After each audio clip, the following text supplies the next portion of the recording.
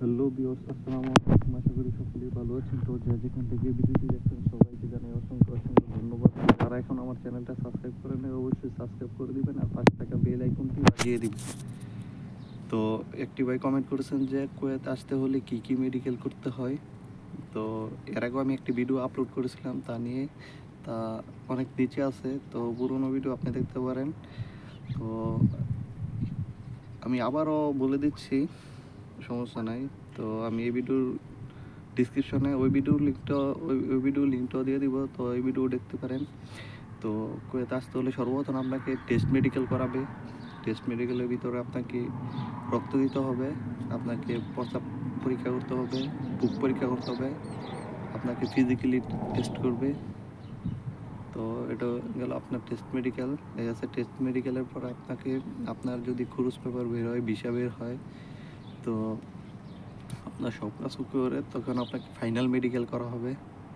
তো দেখা যাচ্ছে আপনি যদি আপনার এম্বাসি ঢাকা থাকে, তো সকলের এম্বাসি ঢাকা থাকে, তো দেখা যাচ্ছে আপনার মেডিকেল দেখা যাচ্ছে বীরপুর পড়তে পারে, দেখা যাচ্ছে আপনার এই আছে না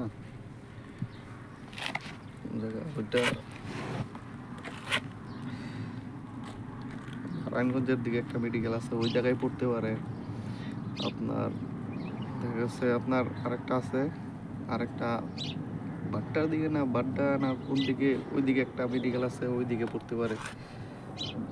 দেখছে বিভিন্ন জায়গায় মেডিকেল আছে। আপনার এটা একটা লটারির মতন, কিন্তু ঢাকার বাইরে পড়বে না, ঢাকার ভিতরেই পড়বে। তো আগে ঢাকার বাইরে পড়তো, দেখা গেছে সিলেট, বেশিরভাগ মেডিকেলই সিলেট পড়তো কুয়েতের। তো বর্তমানে সব মেডিকেলই ঢাকা পড়ে, টেনশনের কোনো কারণ নাই। তো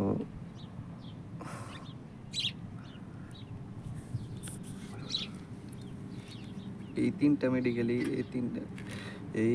কয়েক জায়গায় ঢাকার ভিতর মেডিকেল পরে ফাইনাল মেডিকেল আর কি। টেস্ট মেডিকেল আপনার এম্বাসির কাছে কোলাতেই পড়ে, আর ফাইনাল মেডিকেল ঢাকার ভিতরেই পড়ে, টেনশনের কারণ নাই। দেখা যায় ফাইনাল মেডিকেলের সময় আপনার ব্লাড টেস্ট করব, আপনার প্রস্রাব টেস্ট করব, আপনার বুক টেস্ট করব, আর আপনার বডি ফিটনেস ঠিক আছে কিনা এটুই টেস্ট করব। দেখা যাচ্ছে আপনার জন্ডিস যদি না থাকে তাহলে আপনার সব থেকে বেশি ভালো হবে। তো আর যদি আপনার কোনো রোগ ধরা পড়ে, ঠিক আছে, জন্ডিস বা বিভিন্ন কোনো রোগ ধরা পড়লে আপনার ভালো হবে আপনি দেশ থেকে ট্রিটমেন্ট নিয়ে আপনি বিদেশ আসেন। ঠিক আছে, এই দেশের আইন কানুন খুবই কড়া। ঠিক আছে, আপনি দেশ থেকে ঘুষ দিয়া মেডিকেল ফিট বানায় আপনি বিদেশ আসলেন, তো এইখানে আনফিট হইলেন, তো কোনো লাভ নাই। আপনার বাংলাদেশে ব্যাক পাঠাই দিবে কোম্পানি, তো কোম্পানির ঝামেলা হবে। এই দেশে কোনো ঘুষ চলে না। তো আপনি যদি এই দেশে আনফিট হন, এই দেশে আনফিট হইলে আপনার আকামাও লাগবে না, লাগবে আপনার অবৈধ। ঠিক আছে, বাধ্য হইয়া কোম্পানি আপনাকে বাংলাদেশে ব্যাক পাঠাই দেবে, এতে কোম্পানির কোনো হাত নাই। আপনি সম্পূর্ণ দায়িত্ব আপনার নিতে হবে, কারণ আপনি টাকা পয়সা দিয়ে মেডিকেল ফিট বানায় আসছেন। তো এর দায়িত্ব কি কোম্পানি নেবে নাকি? তো যাই হোক, আপনার যদি বেশিরভাগ মানুষেরই জন্ডিস ধরা পড়ে, তো আমি ডিসাইড করবো আপনারা বাংলাদেশ থেকে ট্রিটমেন্ট নিয়ে তারপর করে আসবেন। যদি কোনো হালকাও কোনো সমস্যা হয়ে থাকে তাহলে আপনি ট্রিটমেন্ট নিয়ে বাংলাদেশ থেকে মেডিসিন খাইয়া আপনি বাংলাদেশ থেকে ফিট হয়ে আপনি করে আসবেন। দেখা গেছে আমারই একটা ভাতিজা, তার বাংলাদেশে সমস্যা হয়েছিল, একবার মেডিকেলে সমস্যা হয়েছিল। তো পরে কি টাকা পয়সা দিয়ে কাগজপত্র বানাইছে কি না তা সম্ভবত জানি না। যাই হোক, এদেশে একবার মেডিকেল করছে, আনফিট হয়েছে, আবার মেডিকেল করছে, আনফিট হয়েছে। বাড়িতে কিন্তু বলে নাই যে আনফিট হয়েছে। তো দ্বিতীয়বার মেডিকেল করার আনফিট হয়েছে। তো কোম্পানি বলতেছে যে তারা দেশে পাঠাই দিবে। তো দেখা যাচ্ছে ওই কোম্পানির ম্যানেজার ছিল, অনেক ভালো একটা লোক ছিল, বাঙালি। তো সে বলছে একটা মসজিদের আছে, আবার ইমামতি করতে পারতো, নামাজ পড়াইতে পারতো। তো মসজিদের আছে, ওইখানে তারা ঢুকে দেবো, ওইখানে থাকবো, ওইখানে খাইবো, ওইখানে কোনো সমস্যা নেই। তো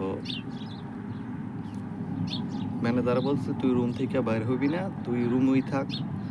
তো সে কি করছে, ওই দিনই আবার তার রুমে নিচে চেক চলতেছিল, সে নিচে নামছে, তার সাথে আরও 7 জন লোক ছিল, সে শুদ্ধ 8 জন।